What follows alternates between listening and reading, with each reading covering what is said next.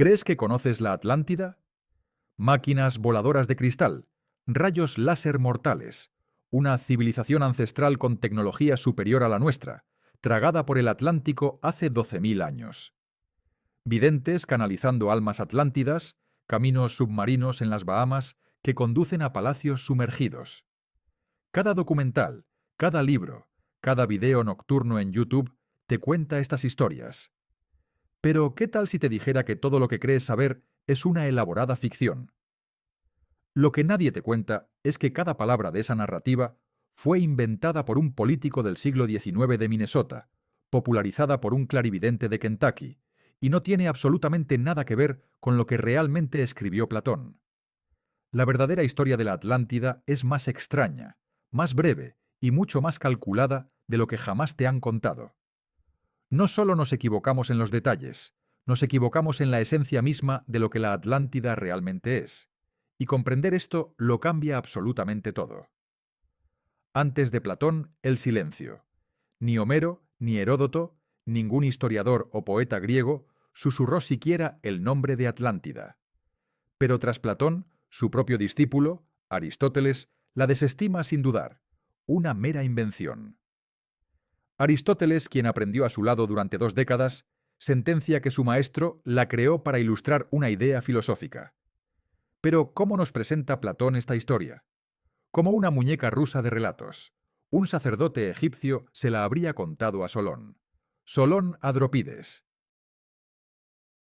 Dropides a Critias el viejo. Critias el viejo a Critias el joven.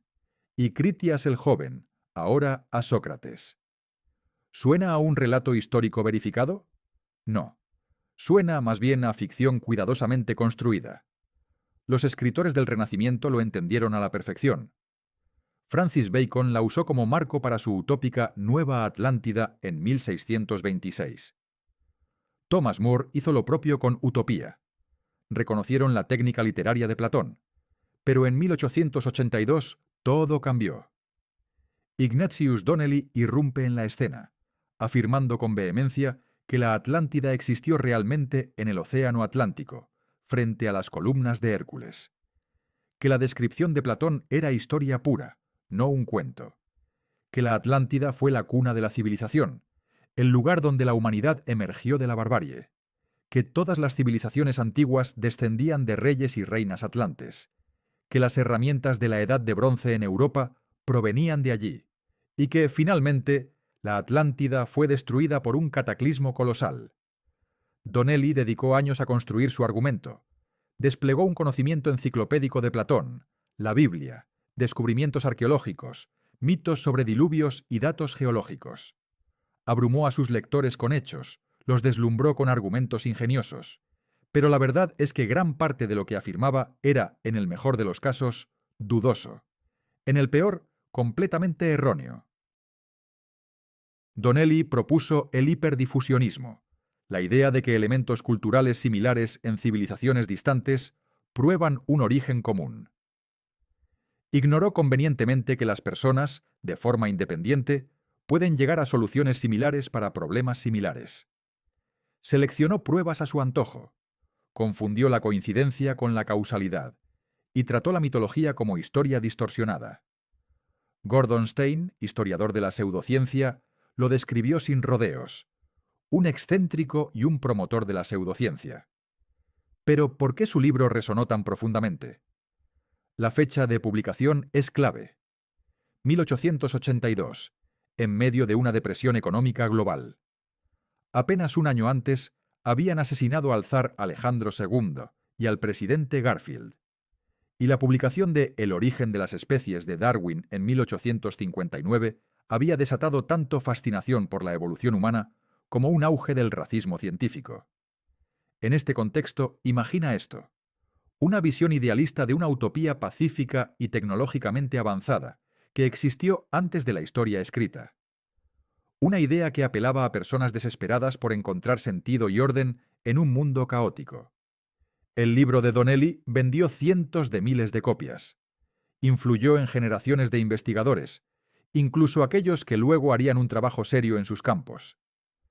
Generó innumerables imitadores, dio origen al mito moderno de la Atlántida, un mito que guarda poca semejanza con lo que Platón escribió originalmente. Para entender la verdad tras el mito, debemos recurrir a académicos como Benjamin Jowett de Oxford, el archivo clásico en línea del MIT, y los trabajos revisados por pares de Julia Annas de la Universidad de Arizona. También al trabajo definitivo de Christopher Gill sobre la narrativa de Platón sobre la Atlántida en filosofía y literatura en 1979, y al estudio académico de Pierre Vidal-Naquet, La historia de la Atlántida, publicado por la editorial de la Universidad de Exeter en 2007. Regresemos a la información crucial. Atenas, desafiante y sola tras el abandono de sus aliados, se enfrentó al imperio de la Atlántida y lo derrotó. Pero la victoria sería efímera. Lo que siguió fue un cataclismo de proporciones bíblicas. Violentos terremotos y maremotos arrasaron la región. En un solo día y una noche de horror, los guerreros de Atenas fueron tragados por la tierra. Y la isla de la Atlántida desapareció bajo las olas, borrada del mapa. El mar, antes ruta de comercio y exploración, se tornó intransitable, un laberinto de bancos de lodo. Esta es la historia de una guerra, sí, pero también el preludio de una leyenda. Platón, en su diálogo Critias, nos ofrece detalles fascinantes sobre la Atlántida misma. Según el relato, Poseidón, dios de los mares, recibió la Atlántida como su dominio cuando los dioses se repartieron la tierra. Allí se enamoró de Clito, una mujer mortal, con quien tuvo 5 pares de gemelos. Al mayor lo llamó Atlas, y dividió la isla en 10 partes, una para cada hijo. La capital se erigía sobre una colina, un bastión de poder y opulencia. Poseidón, con su divino ingenio, la rodeó de anillos concéntricos de tierra y agua. 2 anillos de tierra, 3 de agua, conectados por intrincados puentes. El anillo exterior tenía una extensión de 3 estadios. Un canal, una arteria vital desde el mar hasta el anillo exterior, medía 300 pies de ancho, 100 de profundidad y 50 estadios de largo. Dentro de estos anillos, la civilización atlante florecía. Templos majestuosos, palacios deslumbrantes, jardines exuberantes. En el corazón de todo se alzaba el Templo de Poseidón, una estructura imponente de 600 pies de largo y 300 de ancho, con un techo cubierto de plata y coronado con oro puro. En su interior, una estatua colosal de Poseidón, conduciendo 6 caballos alados, tan alta que rozaba el techo. La isla era un tesoro de recursos naturales, rica en minerales, incluyendo un metal misterioso llamado oricalco, que brillaba con una luz rojiza. Contaba con fuentes termales y frías, y albergaba incluso elefantes. Los atlantes, ingenieros consumados, construyeron una vasta llanura detrás de la ciudad, de 3.000 por 2.000 estadios. Excavaron un canal alrededor de la llanura y canales más pequeños que la cruzaban, creando un sistema de irrigación avanzado. Criaban caballos, extraían metales y se hicieron inmensamente ricos y poderosos. Durante generaciones, los atlantes respetaron las leyes divinas, manteniendo el equilibrio y la armonía. Pero, como suele suceder, la naturaleza humana prevaleció. La codicia y la corrupción se apoderaron de sus corazones. Zeus, observando desde el Olimpo, convocó a los dioses para decidir su castigo. Y aquí, el relato se interrumpe abruptamente. El Critias se corta en medio de una frase. No hay descripción de la destrucción, ni del diluvio, ni de los detalles del castigo final. El diálogo simplemente se detiene. ¿Qué ocurrió realmente? ¿Cuál fue el destino final de la Atlántida? El misterio persiste, alimentando la imaginación y desafiando nuestra comprensión de la historia. La Atlántida moderna. Un mito reinventado. Una civilización supuestamente impulsada por cristales de energía. Pero, ¿dónde menciona Platón tales cristales? En ninguna parte. Se habla de máquinas voladoras surcando sus cielos, armas láser de poder inimaginable. Sin embargo, Platón guarda silencio sobre naves aéreas y tecnología láser, telepatía, psicoquinesis, una conciencia que trasciende la tercera dimensión. habilidades parapsíquicas que, según algunos, eran comunes en la Atlántida. Pero, de nuevo, Platón no hace referencia a estas capacidades. Se dice que existió hace 50.000 años o más. Platón, en cambio, la sitúa 9.000 años antes de Solón, aproximadamente 9.600 años antes de nuestra era. Su final, un cataclismo global hace 12.000 años. Platón describe terremotos y diluvios que la destruyeron en un solo día y una noche, alrededor del 9.600 a.C. Si tomamos su cronología al pie de la letra, la Atlántida contemporánea habría influido en Egipto, las Américas, Irlanda y Asia.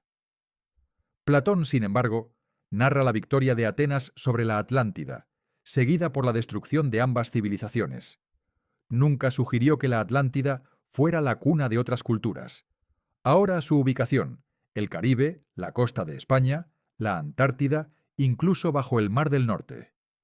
Platón es claro, más allá de las columnas de Hércules, en el Océano Atlántico.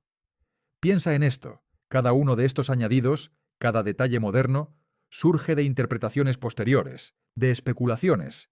Ninguno, absolutamente ninguno, proviene directamente de la pluma de Platón. ¿Dónde termina la leyenda y dónde comienza la invención? Imagina una biblioteca del saber absoluto. Entre 1923 y 1945, un hombre, Edgar Cayce, realizó más de 14.000 lecturas psíquicas registradas. Un número asombroso, ¿verdad? Pero lo que realmente te dejará sin aliento es que más de 700 de esas lecturas se centraron en un solo tema: Atlántida. Pero la Atlántida de Cayce no era la que Platón describió. Él hablaba de una civilización que floreció desde el año 53.000 a.C. hasta el 10.000 a.C. Una sociedad con una tecnología tan avanzada que desafía nuestra comprensión actual. ¿Qué clase de tecnología? Piensa en vehículos voladores capaces de surcar los cielos, navegar las profundidades marinas y hasta aventurarse en el espacio exterior. Y eso es solo el principio. Cayce describió el uso de cristales para aprovechar la energía solar, sistemas de elevadores y túneles impulsados por aire comprimido y vapor, incluso tecnología de chips de silicio superior a la nuestra. Pero la Atlántida no solo era ciencia, también dominaban las artes parapsíquicas, telepatía, proyección astral e incluso la capacidad de extender la vida humana durante siglos gracias a cámaras de rejuvenecimiento. Pero esta utopía tecnológica no estaba destinada a durar. Cayce habló de 3 periodos de devastación. Los 2 primeros, alrededor del 15.600 a.C., fragmentaron el continente en islas. 3 islas principales emergieron: Poseida, Og y Arian. El golpe final llegó cuando los atlantes abusaron de su tecnología cristalina, especialmente de un gigantesco cristal conocido como el Gran Cristal, o la piedra Tuaoi, o la piedra de fuego. Este cristal, según Cayce, era capaz de amplificar la energía, alimentar vehículos, transmitir imágenes y sonido, e incluso generar ondas gravitacionales. La historia se complica aún más. Cayce habló de una lucha entre los hijos de Belial, una facción corrupta, y los hijos de la ley del uno, una facción espiritual. La codicia y el uso indebido de los cristales por parte de los hijos de Belial desataron terremotos cataclísmicos que hundieron los restos de la Atlántida alrededor del 10.000 a.C. Pero la historia no termina ahí. Cayce hizo predicciones específicas. Afirmó que restos de la Atlántida emergerían cerca de Bimini, en las Bahamas, entre 1968 y 1969. También predijo que los registros de la Atlántida estaban ocultos en 3 lugares: cerca de Bimini, en la península de Yucatán, y bajo la Esfinge, en Egipto. Estos registros, según él, revelarían la historia de la Atlántida, instrucciones sobre la tecnología cristalina y pruebas irrefutables de la existencia del continente perdido. Cayce incluso creía que muchas almas atlantes se reencarnarían en América para iniciar una nueva era de conciencia, y predijo la destrucción de Los Ángeles y San Francisco antes que Nueva York. Sin embargo, aquí está el giro. Ninguna de estas predicciones se ha cumplido. ¿Fue Cayce un visionario genuino o un ilusionista? ¿Es la Atlántida una leyenda, una metáfora o una advertencia sobre el peligro de la tecnología descontrolada? La búsqueda de la verdad continúa. En 1968, tres buzos, Jemansson Valentine, Jack Mayall y Robert Engolf, hicieron un descubrimiento asombroso frente a las costas de North Bimini. Ante sus ojos, una formación submarina. Bloques de piedra caliza dispuestos en un patrón lineal que se extendía por casi 500 metros, paralela a dos formaciones más cortas, antes de curvarse en forma de gancho. Bloques de hasta 4 metros de largo, de apariencia inconfundiblemente rectangular, reposaban a solo 6 metros bajo la superficie. ¿Qué era esta estructura? Para los seguidores de las profecías de Case, no había duda. Era la prueba irrefutable de la existencia de la Atlántida. Por fin, la confirmación que tanto habían esperado. Pero la verdad, como suele ocurrir, era mucho más compleja. En 1978, el Departamento de Geología de la Universidad de Miami tomó muestras del núcleo de la llamada Carretera de Bimini. El análisis de radiocarbono reveló algo impactante. Las rocas, los restos de conchas incrustadas y el propio cemento carbonatado databan de entre 3.210 años antes del presente. La formación tenía entre 2.000 y 3.500 años de antigüedad, no los 12.000 que se le atribuían. Lejos, muy lejos, del marco temporal de la Atlántida, ya fuera la de Platón o la de Case. Pero, ¿qué eran entonces estas misteriosas piedras? La respuesta, Beach Rock, una formación de piedra caliza natural que se crea rápidamente bajo la arena de las playas mediante la cementación de arena, conchas y sedimentos. El Beach Rock se forma en la zona intermareal, donde el agua dulce se mezcla con el agua salada, precipitando carbonato de calcio que une los sedimentos. A medida que el nivel del mar sube o las playas se erosionan, el Beach Rock queda sumergido. Las fisuras naturales, fracturas en la roca que se forman perpendicularmente entre sí, crean patrones de bloques rectangulares. La acción de las mareas y la erosión a lo largo de estas fisuras dan a las formaciones de Beach Rock la apariencia de piedra cortada. El geólogo Eugene Shinn, del Servicio Geológico de Estados Unidos, estudió el sitio a fondo. Marshall McCusick, de la Universidad de Iowa, también lo investigó. John Gifford, de la Universidad de Miami, incluso basó su tesis de maestría en este fenómeno. Eric Dabot y A. Strasser, de la Universidad de Ginebra, se sumaron a la investigación. La conclusión fue unánime. Cada geólogo que examinó la carretera de Bimini llegó a la misma conclusión. Se trataba de beach rock natural, fracturado en bloques por fisuras ortogonales. Y lo más sorprendente es que formaciones idénticas existen en otros lugares del mundo. El pavimento mosaico, en Eagle Hawk Neck, Tasmania. El pavimento mosaico, en la península de Budi, cerca de Sydney, Australia. Placas de beach rock sumergidas que se erosionan en Lockheed Key, Florida. Incluso beach rock sumergido a casi 100 metros de profundidad en Polly Ridge, al suroeste de Florida. El proceso que creó estas formaciones está bien comprendido y documentado. Cuando Shinn visitó el sitio de Bimini a mediados de los años 70, se encontró con seguidores de la New Age nadando alrededor de las rocas, afirmando sentir campos de energía emanando de las piedras. Uno incluso le preguntó: ¿no sientes el campo de fuerza? Es muy fuerte aquí. Shinn tomó muestras, analizó la estructura y publicó sus hallazgos. Los resultados fueron contundentes. Ni rastro de herramientas en las piedras. Ninguna evidencia de que los bloques hubieran sido colocados o movidos. No había canteras cercanas, ni artefactos, ni mortero, ni elementos portuarios. Solo piedra caliza, arena cementada y fisuras naturales. La carretera de Bimini no es la Atlántida, no es antigua, no es artificial, es simplemente beach rock. Adentrémonos en la Edad de Bronce. ¿Podría la leyenda de la Atlántida, transmitida por Platón, tener raíces en un evento real, aunque distorsionado por el tiempo?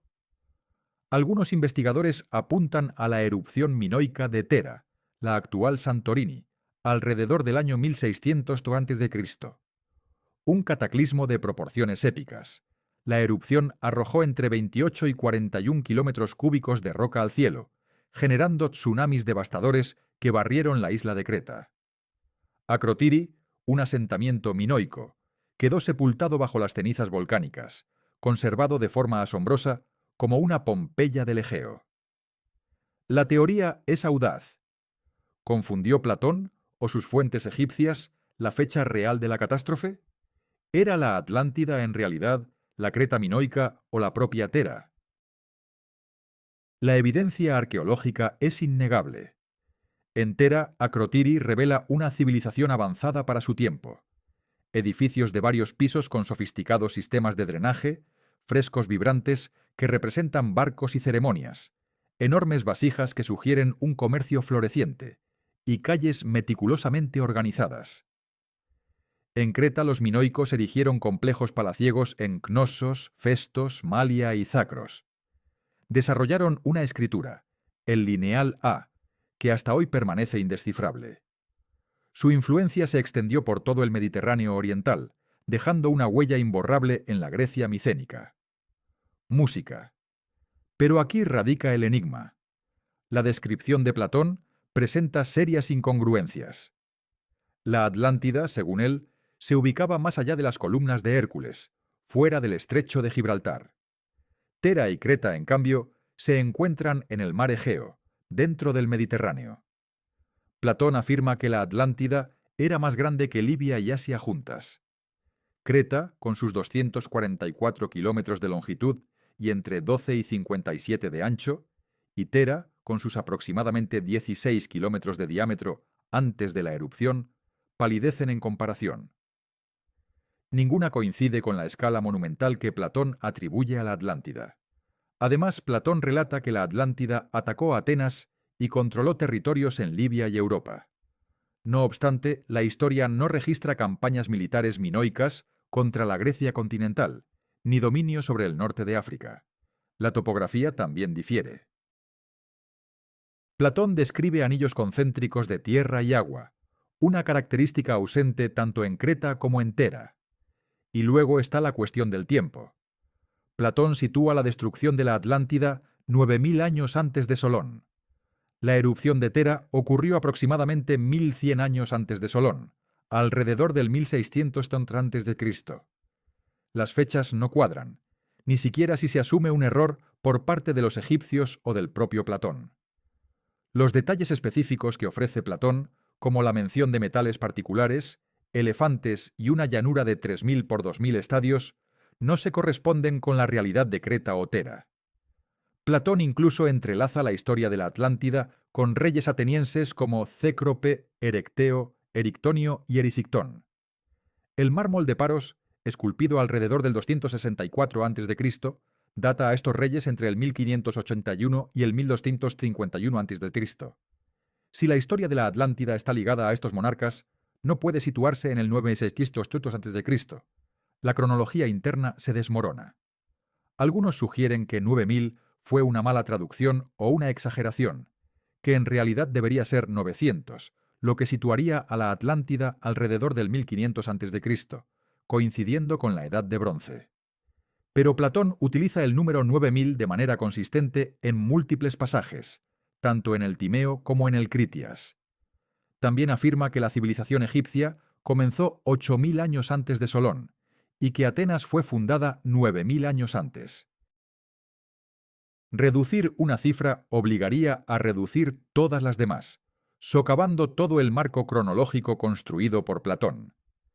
La teoría de la Edad de Bronce, entonces, ¿es una posible inspiración o una identificación errónea? Platón pudo haber escuchado relatos sobre la erupción de Tera, pudo haber incorporado elementos de la civilización minoica a su narrativa, pero la Atlántida, tal como la plasmó en sus escritos, no es Tera. Platón, al fin y al cabo, escribía filosofía, no criptografía. El consenso académico es inquebrantable. Julia Annas, destacada profesora de filosofía de la Universidad de Arizona, lo sentencia. La incesante búsqueda de la Atlántida revela los peligros de una lectura superficial de Platón. ¿Por qué? Porque Platón, con astucia, utiliza un recurso literario clásico: revestir la ficción de historicidad, citando autoridades desconocidas para dar verosimilitud a lo que sigue. Su intención era clara: invitarnos a reflexionar sobre el gobierno y el poder. ¿Pero qué hemos hecho? En lugar de filosofar, nos lanzamos a explorar el fondo marino. Christopher Gill, autor del influyente análisis Plato's Atlantis Story and the Birth of Fiction, 1979, va más allá. Afirma que la Atlántida es el primer ejemplo consciente de ficción en la literatura occidental. Platón no solo contaba una historia, estaba inventando un género, demostrando cómo construir un mundo imaginario pero creíble para explorar ideas filosóficas profundas. Los escritores del Renacimiento lo entendieron y usaron la Atlántida como un experimento mental, tal como Platón lo había concebido.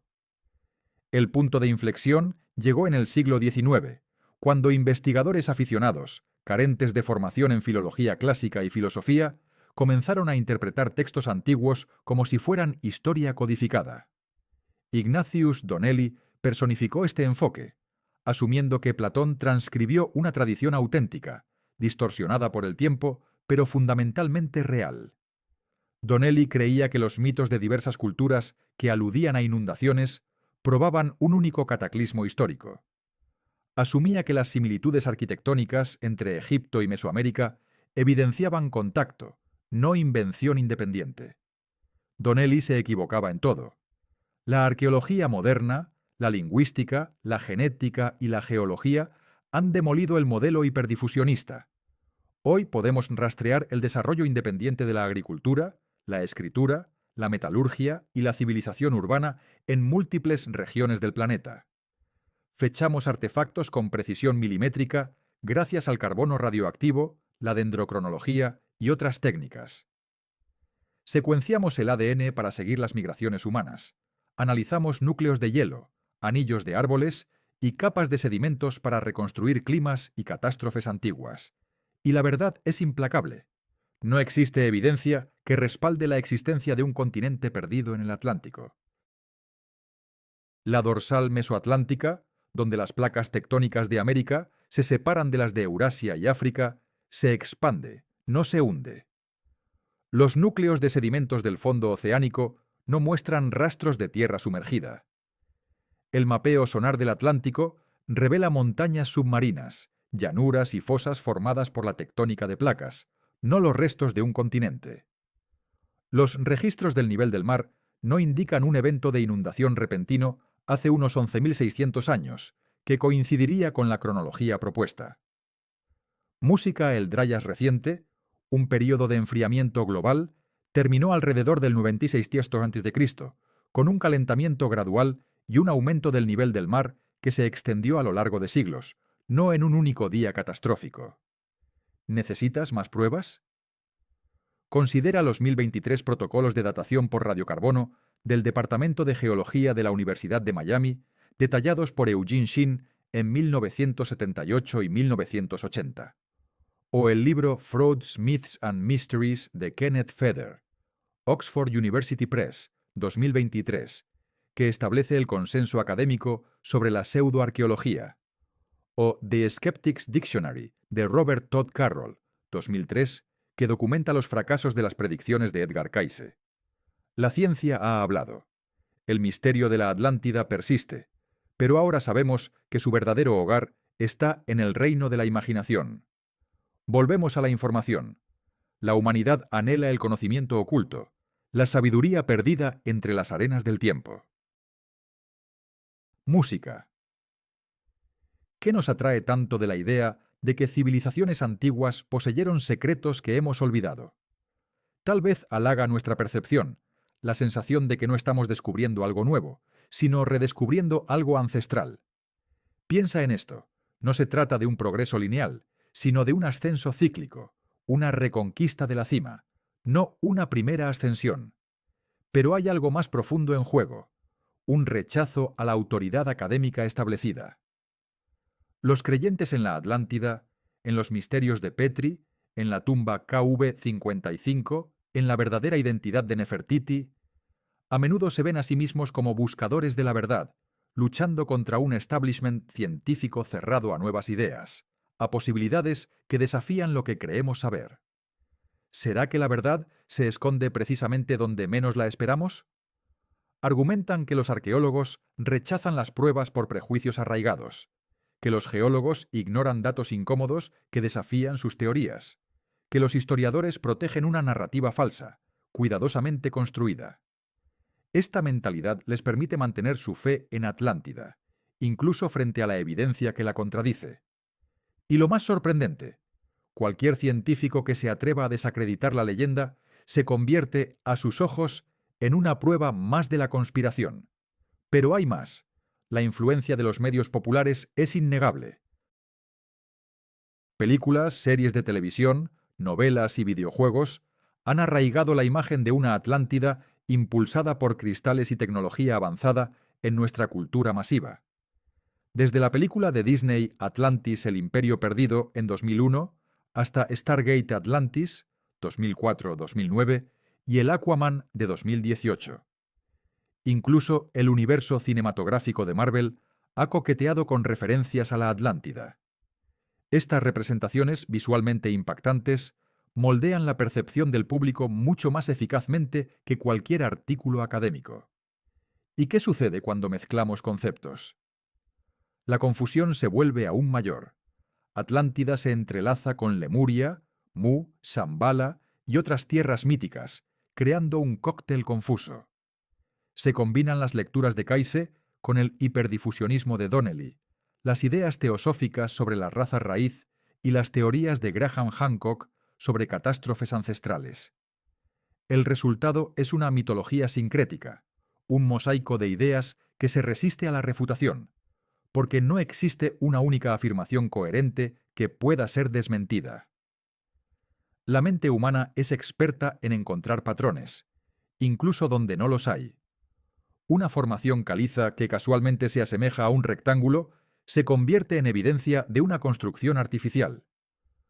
Un mito de diluvio universal, en una cultura que recuerda a otro, en una cultura distante, se interpreta como la prueba de un único evento histórico global.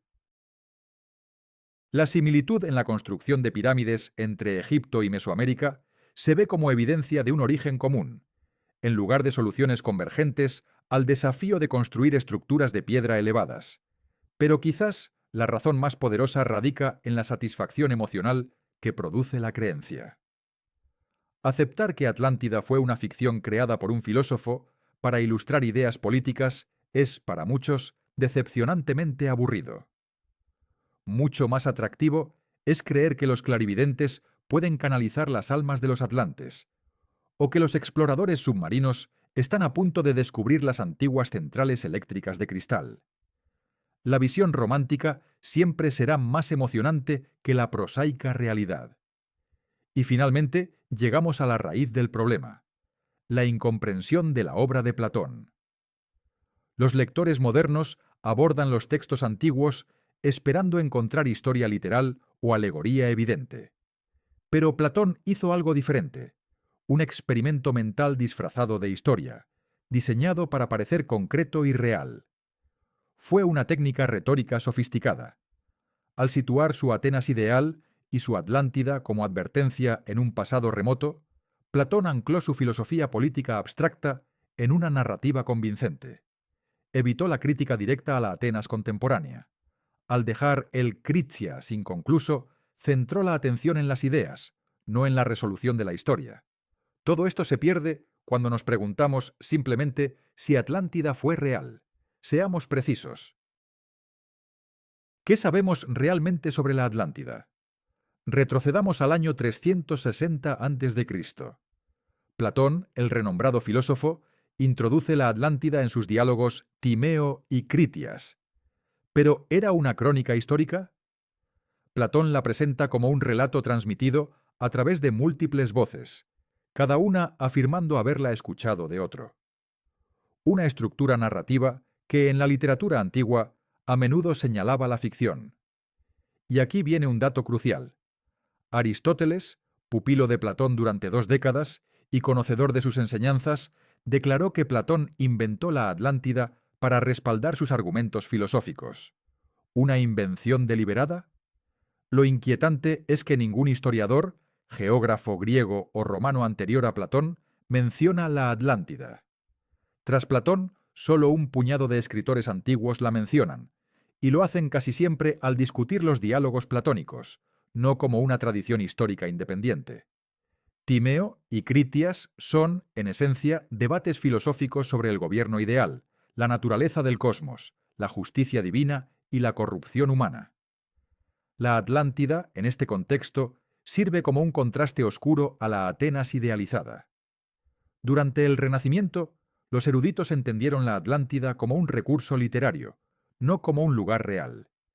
Pero entonces, en 1882, Ignatius Donnelly publica Atlantis, The Antediluvian World, y el mito moderno de la Atlántida nace. Pero, ¿qué tan sólida era la base de Donnelly? La arqueología, la geología y la antropología modernas han refutado sus principales tesis. Luego, Edgar Cayce popularizó una versión de la Atlántida llena de poderes psíquicos, tecnología de cristales y profecías específicas. ¿El problema? Ninguna de las predicciones de Cayce sobre la Atlántida se ha cumplido.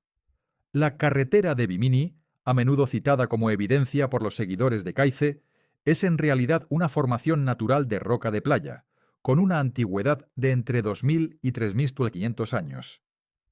Formaciones idénticas existen en Australia, Florida y otros lugares.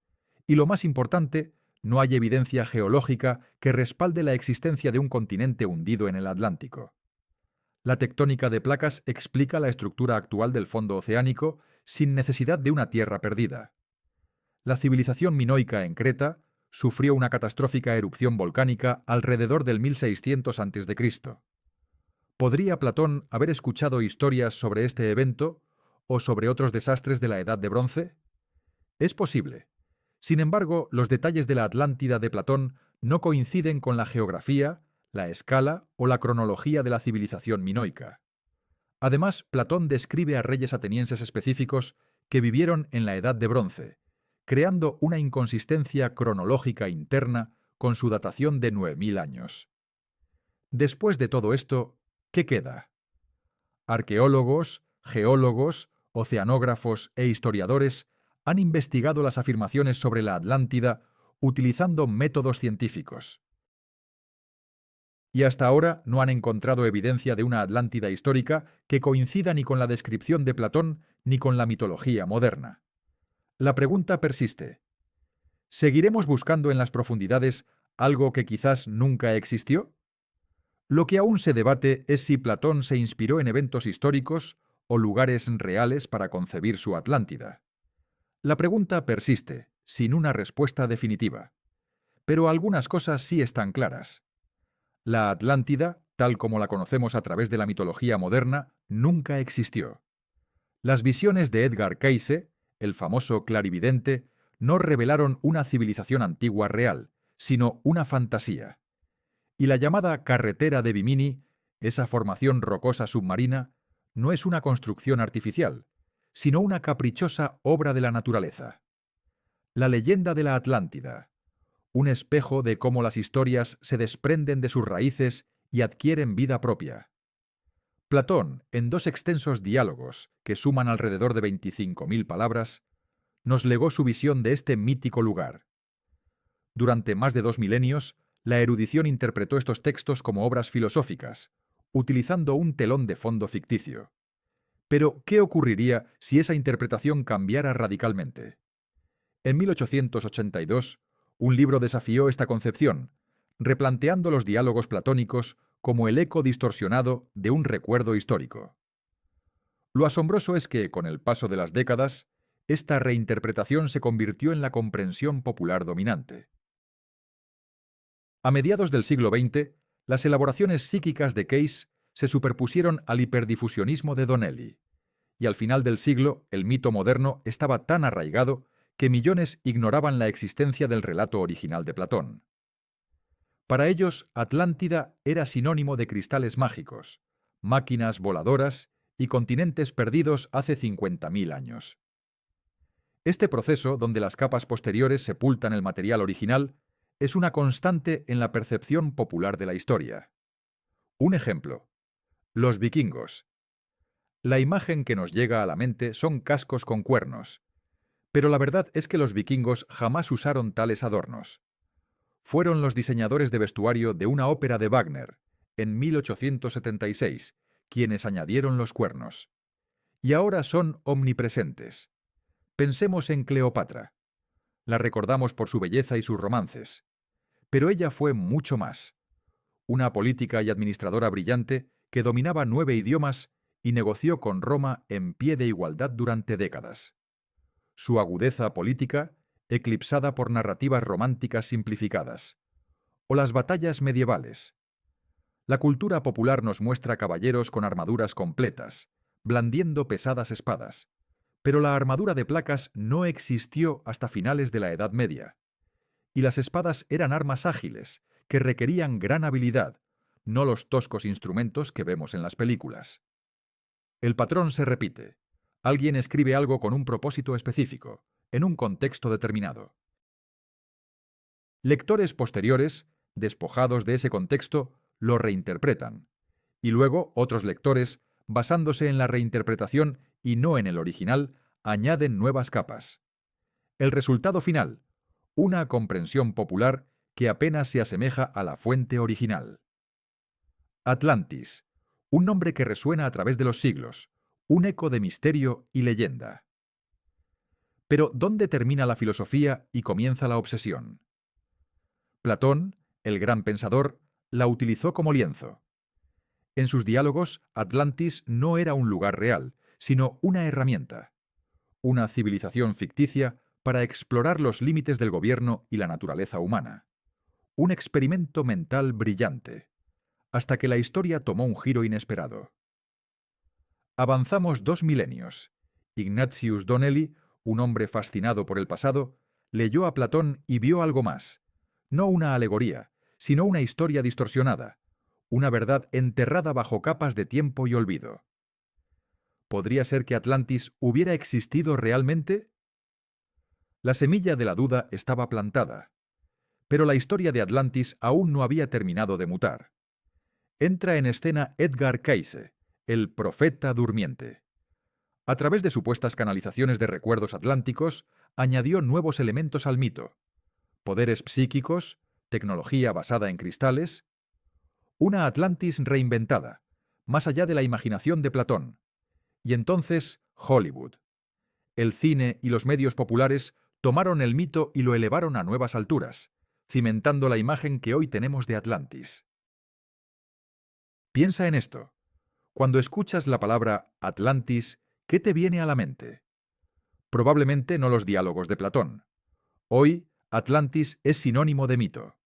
Una leyenda tan poderosa que ha eclipsado sus orígenes filosóficos. Pero ¿qué hay de la verdad? ¿Existe un núcleo de realidad en el corazón de la leyenda? La búsqueda de la verdadera Atlantis apenas comienza.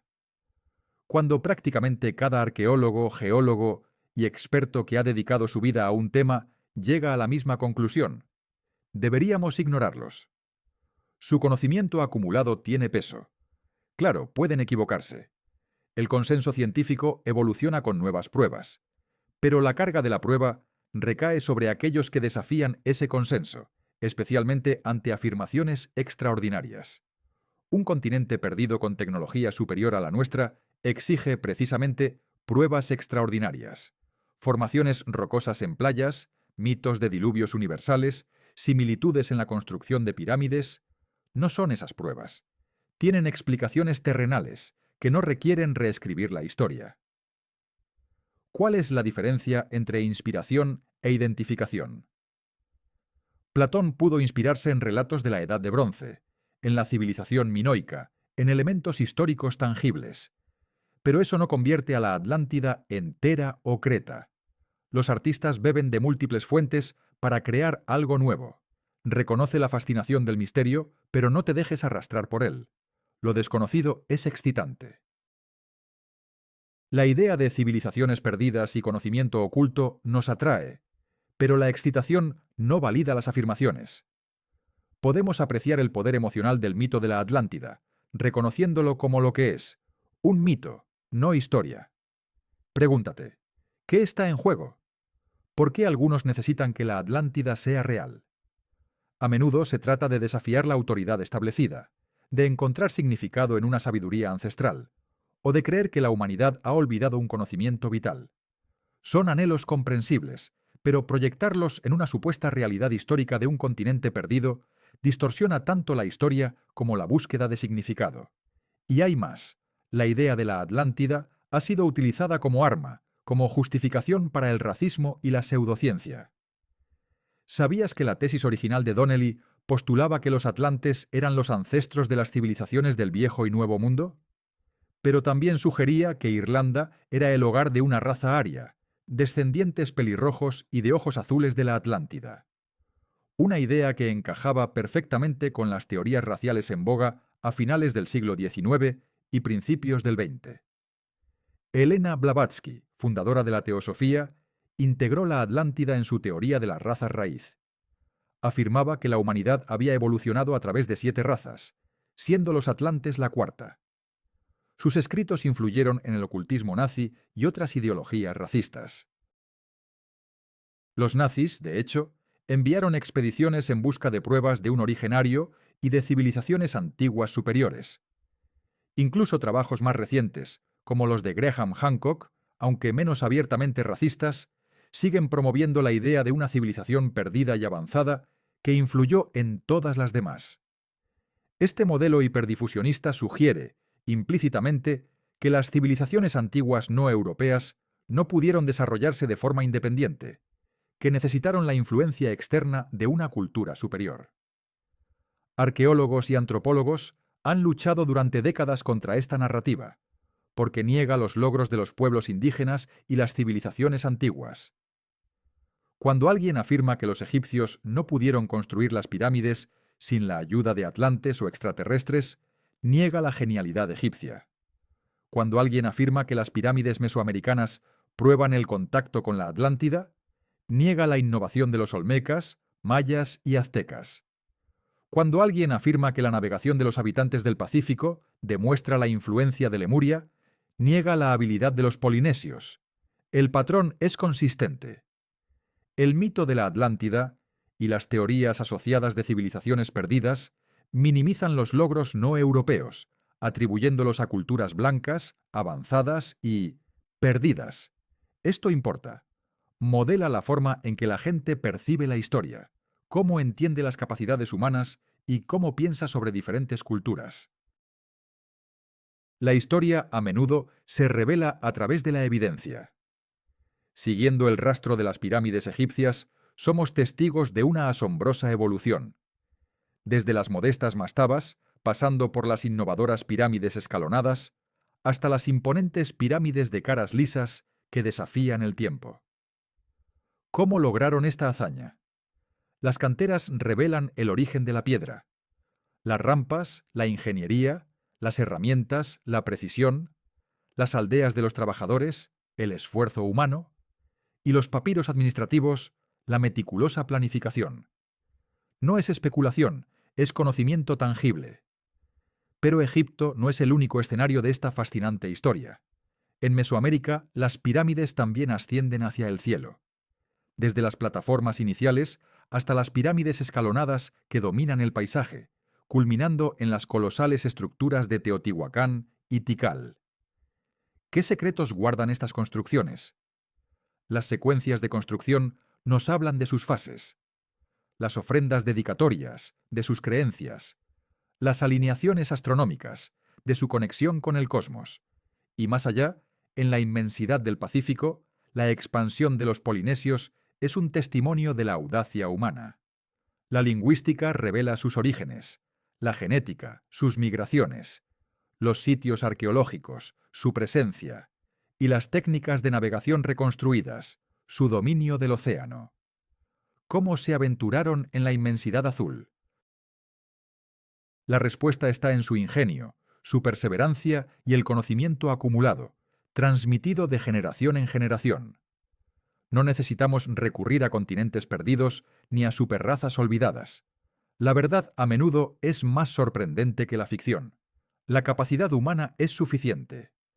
La revelación final reside en una inmersión profunda en los textos de Platón, en su contexto original.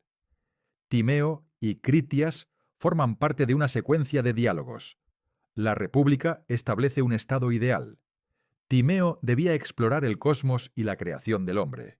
Critias, mostrar ese estado ideal en acción. Pero existe un cuarto diálogo, Hermócrates, que nunca fue escrito. El proyecto quedó inconcluso. Platón orquestaba un espectáculo intelectual. Sus personajes no son meros receptores de información, sino participantes activos en un debate filosófico. Critias no solo narra la historia de la Atlántida, la presenta como una contribución a la conversación, una forma de traducir el estado ideal de Sócrates a una narrativa. El diálogo se comenta a sí mismo. Cuando Critias describe la riqueza, el poder y la corrupción de la Atlántida, revela cómo incluso la civilización más avanzada puede desmoronarse si abandona la virtud. Al narrar la resistencia solitaria de Atenas frente a una fuerza abrumadora, ilustra cómo la excelencia moral puede triunfar sobre el poder material. Pero, ¿qué significa ese final abrupto? Platón construyó el escenario completo, la Atenas ideal, la poderosa Atlántida, el conflicto inminente, y luego se detuvo. Nos legó una comparación, un marco moral, un problema filosófico. La solución implícita. Zeus convoca a los dioses. Intuimos lo que sigue. La Atlántida será destruida. La justicia prevalecerá. Pero Platón elige no contarlo. Deja que el lector complete el pensamiento. Una narración magistral. Platón no transcribía una tradición ancestral. Usaba una historia ficticia como vehículo para argumentar sobre el poder, la virtud y la justicia divina. Durante 2 milenios, los estudiosos clásicos lo comprendieron. No fue hasta el siglo XIX, cuando lectores carentes de formación clásica se toparon con el texto, que éste fue reinterpretado como una historia codificada. Atlántida, un nombre que resuena con misterio, poder y una civilización perdida en las profundidades del océano. Pero, ¿qué entendimos realmente sobre esta leyenda? ¿Qué dimos por sentado? Durante siglos se creyó que Atlántida fue un lugar real, un imperio deslumbrante. Pero, ¿y si todo fuera una gigantesca mala interpretación? ¿Y si Atlántida no fuera un continente perdido, sino un experimento mental, una alegoría filosófica concebida por la mente brillante de Platón? Se nos ha vendido la idea de una Atlántida con tecnología inimaginable, muy superior a la de su tiempo. Pero Platón, en sus escritos, describe una civilización de la Edad de Bronce, sin rastro de artilugios futuristas o energía ilimitada.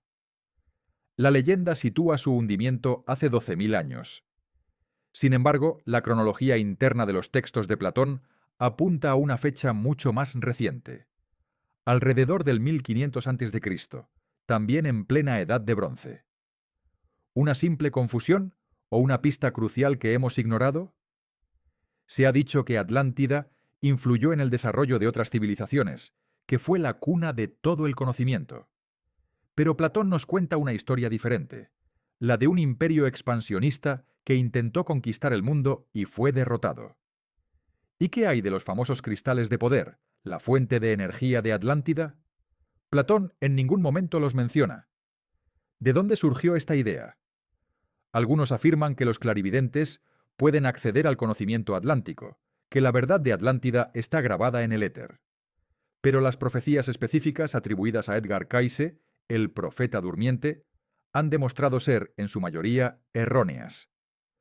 La carretera de Bimini, una formación rocosa submarina, ha sido presentada como evidencia irrefutable de la existencia de Atlántida.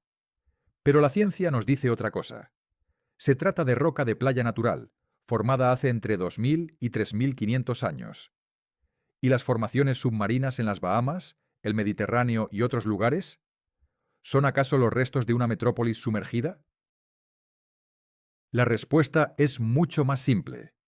Son formaciones geológicas con explicaciones perfectamente naturales. Se acusa a la arqueología convencional de ignorar las pruebas de Atlántida. Pero la verdad es que los arqueólogos han investigado cada supuesto emplazamiento, sin encontrar ni una sola prueba que respalde la existencia de la ciudad perdida. Los mitos antiguos sobre diluvios universales, ¿son acaso la prueba de una catástrofe global que borró a Atlántida del mapa? Los mitos de inundaciones son comunes porque las inundaciones son comunes, desastres naturales que la tradición oral se encarga de recordar. ¿Las similitudes entre civilizaciones distantes indican un contacto con Atlántida? No necesariamente. Los seres humanos, en diferentes partes del mundo, a menudo inventan soluciones y crean mitos similares de forma independiente. ¿Son las técnicas de datación convencionales poco fiables? El carbono 14, la dendrocronología y otros métodos han sido ampliamente verificados y contrastados.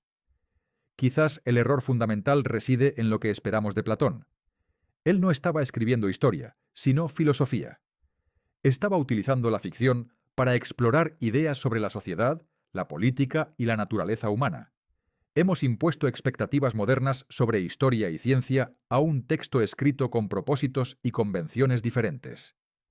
¿Significa esto que Atlántida es irrelevante? En absoluto. Que sea una ficción no la hace menos valiosa. La Atlántida de Platón sigue siendo importante como filosofía, como literatura y como parte de nuestro legado cultural. No necesita ser histórica para tener significado. Durante 2 milenios fue interpretado como un mito.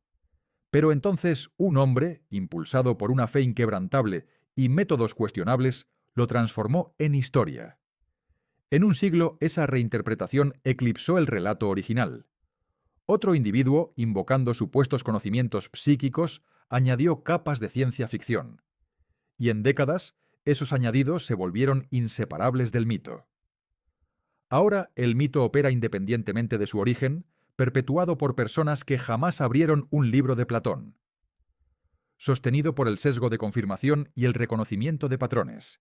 Amplificado por medios que priorizan el entretenimiento sobre la veracidad. El mito persiste, porque queremos que persista. Anhelamos creer en una sabiduría perdida. Deseamos creer que las civilizaciones antiguas poseían conocimientos que hemos olvidado. Queremos creer que aún existen misterios por resolver, secretos esperando ser desenterrados. Y la verdad es que sí, existen misterios. Existe conocimiento perdido. Los pueblos antiguos lograron hazañas que aún hoy nos desafían. Pero estos enigmas no necesitan de la Atlántida. Tenemos Göbekli Tepe, erigido hace 11.000 años, con pilares esculpidos de proporciones colosales, por una sociedad que creíamos de simples cazadores-recolectores. Poseemos el mecanismo de Anticitera, una computadora analógica griega de hace 2000 años, capaz de calcular posiciones astronómicas con precisión asombrosa. Contamos con el hormigón romano, que ha resistido el paso de 2 milenios, mientras que el hormigón moderno se desmorona en décadas. Admiramos la sofisticación matemática y astronómica de los mayas, un legado que rivaliza con el nuestro. Tenemos pruebas irrefutables de la complejidad, el ingenio y el conocimiento humano que se remontan a decenas de miles de años. No necesitamos inventar la Atlántida. Tenemos la historia real, un levantamiento reciente, la ausencia total de artefactos, ninguna prueba de construcción, ni siquiera una sombra de la Atlántida.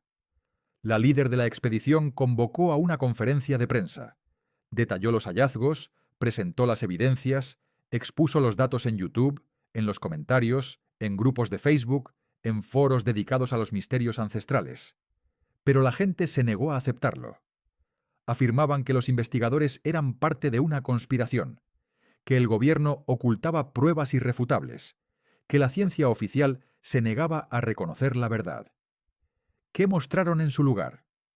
Borrosas fotografías submarinas, supuestamente revelando ángulos rectos en las rocas. Reconstrucciones CGI de templos de cristal resplandecientes. Citas de Edgar Cayce. Dibujos de Donnelly. Todo, absolutamente todo.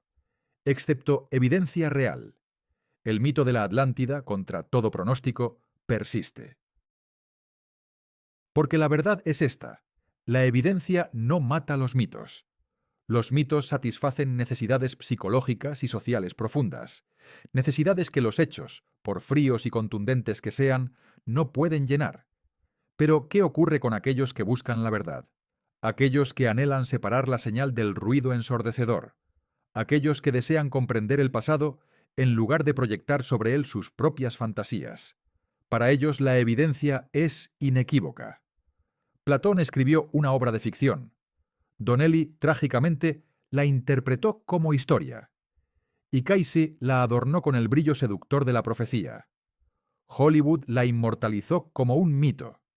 Y nosotros, herederos de esta intrincada narrativa, nos enfrentamos a una encrucijada.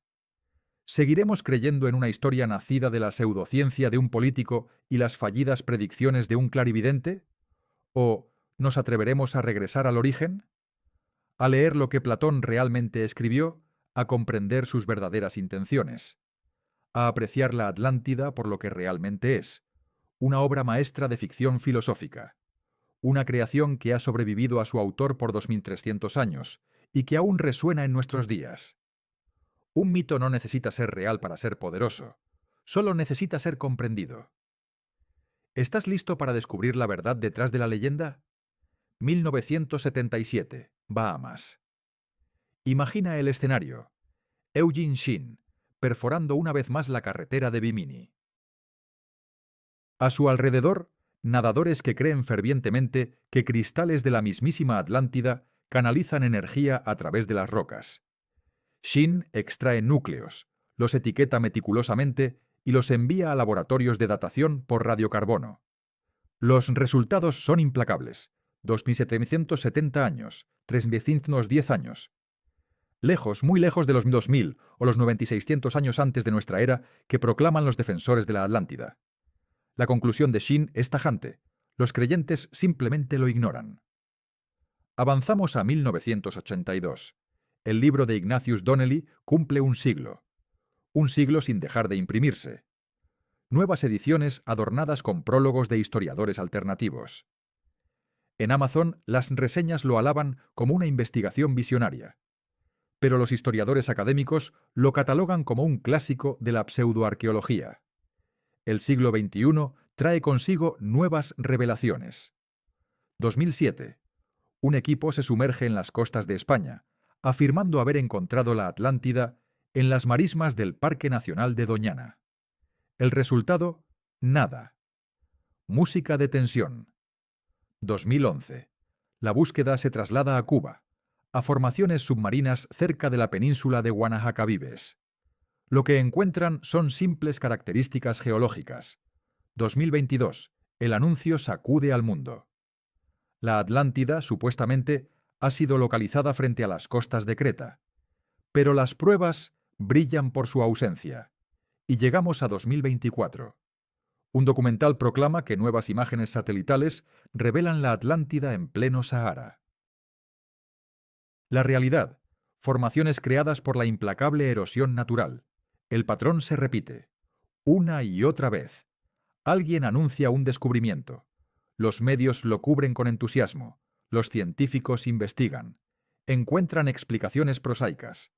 Los creyentes las rechazan. Y así el mito persiste. Analizan el Timeo, diseccionan el Critias. Debaten sobre cosmología, política, justicia. Desentrañan la estructura literaria, la comparan con la República, con las leyes, con otros diálogos platónicos. Comprenden la maestría de Platón. Escriben sesudos análisis sobre sus técnicas retóricas. Investigan cómo empleó el mito y la narración para transmitir profundas concepciones filosóficas. Rastrean su influencia en pensadores posteriores. Aprecian la sutileza de su obra.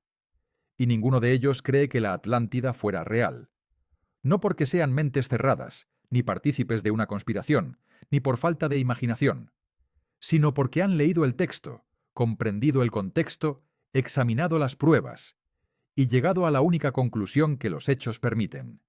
La Atlántida es ficción, una ficción poderosa, una ficción influyente, una ficción que ha moldeado la literatura occidental, inspirado incontables obras y capturado la imaginación humana durante 23 siglos. Pero al fin y al cabo, ficción. Y no hay vergüenza en admitirlo. La verdadera vergüenza reside en anteponer una fantasía reconfortante a una verdad incómoda, en elegir el sesgo de confirmación sobre el pensamiento crítico, en defender una creencia a pesar de la evidencia. Platón estaría horrorizado. Dedicó su vida a argumentar que la verdad importa, que debemos cuestionar nuestras suposiciones, que debemos seguir la lógica y las pruebas, sin importar a dónde nos conduzcan. Transformar su experimento mental filosófico en un culto pseudohistórico es antagónico a todo lo que defendió. ¿Y si la Atlántida, tal como la conocemos en la mitología moderna, con cristales, máquinas voladoras y poderes psíquicos, existiera realmente? Si sus secretos estuvieran ocultos bajo la mismísima Esfinge, ¿no la habríamos encontrado ya? Hemos cartografiado el fondo oceánico palmo a palmo. Hemos desenterrado miles de yacimientos ancestrales. Millones de artefactos han sido analizados hasta la extenuación. El ADN antiguo ha revelado secretos impensables. Hemos descifrado tablillas cuneiformes, jeroglíficos, la escritura lineal B e incontables escrituras antiguas. Descubrimos Göbekli Tepe, la legendaria Troya, la tumba de Tutankamón, el ejército de terracota, Machu Picchu y las ruinas de Jan Korbat. Ciudades, civilizaciones y pueblos olvidados resurgieron de las cenizas del tiempo. Pero, ¿y la Atlántida? ¿Por qué sigue siendo un fantasma? La respuesta, quizás, sea tan simple como descorazonadora. Porque no hay nada que encontrar. Porque Platón la inventó. Atenas, 360 a.C. Sobre un papiro, en griego antiguo, nació una ficción. Su Atenas ideal yace en el olvido. Su Critias permanece reelegido a círculos académicos. La República es un texto estudiado a regañadientes y rápidamente olvidado por la mayoría. Pero la Atlántida persiste. No como la concibió Platón, sino como nosotros la hemos reconstruido. Un espejo de nuestros anhelos más profundos. Una pantalla donde proyectamos nuestras fantasías. No un testimonio de sabiduría ancestral, sino un reflejo de nuestra credulidad contemporánea. La Atlántida. Más que un continente perdido, es el reflejo de nuestros propios anhelos. Un espejo que revela cómo interpretamos, cómo elegimos creer, y cómo a veces preferimos el mito a la evidencia tangible, incluso cuando ésta se encuentra al alcance de nuestra mano. ¿Qué lleva a un hombre como Ignatius Donnelly a ver pruebas irrefutables en simples similitudes culturales, ignorando la posibilidad del azar? ¿Qué fuerza impulsa a Edgar Cayce, sumido en un trance, a describir una civilización que parece sacada de las novelas de ciencia ficción de su tiempo? ¿Y qué nos hace a nosotros, al observar formaciones rocosas bajo el mar, asumir inmediatamente una intervención humana? Quizás, en el fondo, anhelamos un mundo más enigmático, una historia más antigua y una conexión más profunda con el pasado. Y tal vez, solo tal vez, esa necesidad no sea del todo negativa. ¿Podría ser que el mito de la Atlántida cumpla una función vital? ¿Que alimente la esperanza de que aún quedan secretos por desenterrar, conocimientos ancestrales por recuperar?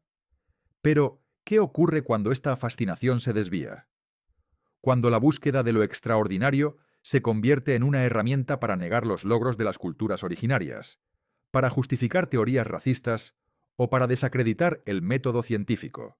La Atlántida deja de ser un juego inocente cuando se convierte en caldo de cultivo para la desinformación, cuando siembra la desconfianza hacia el conocimiento experto y cuando peligrosamente nos arrastra hacia el abismo del pensamiento conspirativo. El precio del mito de la Atlántida se paga con investigaciones desviadas, recursos dilapidados y mentes crédulas, convencidas de que la arqueología oficial las engaña.